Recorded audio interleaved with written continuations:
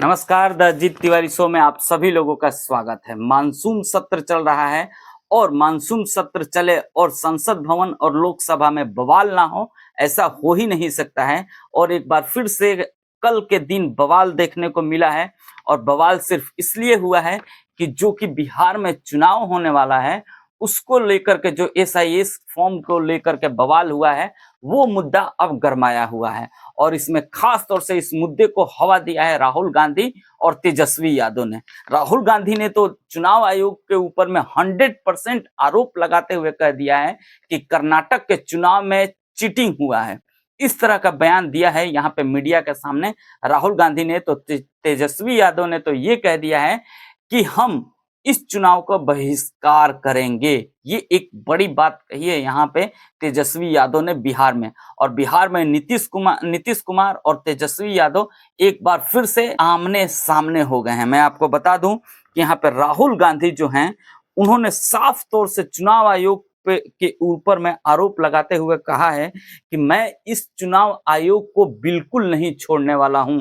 और खास तौर से तो मैं ज्ञानेश कुमार को नहीं छोड़ने वाला हूं। मैं आपको बता दूं कि ज्ञानेश कुमार मुख्य चुनाव आयोग हैं और ज्ञानेश कुमार कहा जाता है कि बीजेपी के जो मेन खिलाड़ी हैं यानी कि अमित शाह उनके समर्थक भी हैं, उनके मित्र भी हैं, जिसके वजह से अब उनके ऊपर में विपक्ष ये आरोप लगा रहा है कि वो पूरी तरह से बीजेपी की फेवर कर रहे हैं।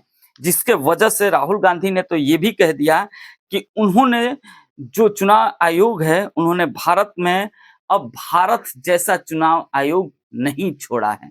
साथ ही साथ उन्होंने ये कह दिया कि कर्नाटक में हुए चुनाव में मेरे पास में 100% सबूत है कि वहां पे चीटिंग की गई है। राहुल गांधी ने साफ साफ तौर से प्रेस कॉन्फ्रेंस में वहां पे मीडिया के सामने ये चुनाव आयोग के ऊपर में कर्नाटक चुनाव को लेकर के 100%, 90% भी नहीं, 100% ये आरोप लगाया है कि कर्नाटक चुनाव में कहीं ना कहीं हमारे साथ में चीटिंग की गई है और वो चुनाव हम जीते थे। वहीं पे मैं आपको बता दूं कि तेजस्वी यादव ने कह दिया है कि मैं बिहार चुनाव को यहाँ पे बहिष्कार करता हूं, क्योंकि जिस तरह से एसआईएस फॉर्म को लेकर के जो चुनाव आयोग ने क्राइटेरिया जारी किया है और जिस तरह से लोगों से जिस जिस तरह का पहचान मांग रही हैं और वो पहचान दे नहीं पा रही हैं और इनको सुप्रीम कोर्ट ने डांटा है और कई सारे और भी मुद्दे उठाए। उन्होंने तो साफ साफ तौर से कह दिया है कि मृतक व्यक्ति के फॉर्म के ऊपर में बीएलओ उनका साइन कैसे बना सकता है। ये तो सोच के भी मतलब हैरानी होती है कि ऐसा काम कैसे हो सकता है।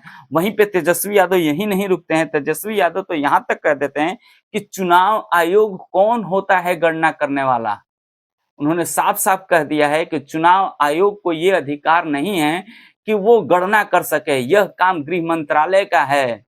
उन्होंने याद दिलाया है सीधे सीधे जो कि विधानसभा बिहार का है उसमें, और नीतीश जी के सामने याद दिलाया है। विपक्ष में नीतीश जी इसका जवाब देते हुए कह रहे हैं कि जब हम 1.5 साल आपके साथ में थे तो आपने भी ये करने को कहा, अब नहीं है तो कैसे हो सकता है। मैं आपको क्या क्या बताऊं बिहार चुनाव में क्या क्या हो रहा है। और ये लग रहा है कि मानसून सत्र इसी एसआईएस फॉर्म को लेकर के जबरदस्त बवाल लादने वाला है। उम्मीद है आपको ये जानकारी अच्छी लगी होगी तो लाइक करिएगा, चैनल पर नए हैं तो सब्सक्राइब करिएगा और फेसबुक पे देख रहे हैं तो फॉलो जरूर करिएगा। मिलेंगे हम आपसे अगले वीडियो में। जय हिंद।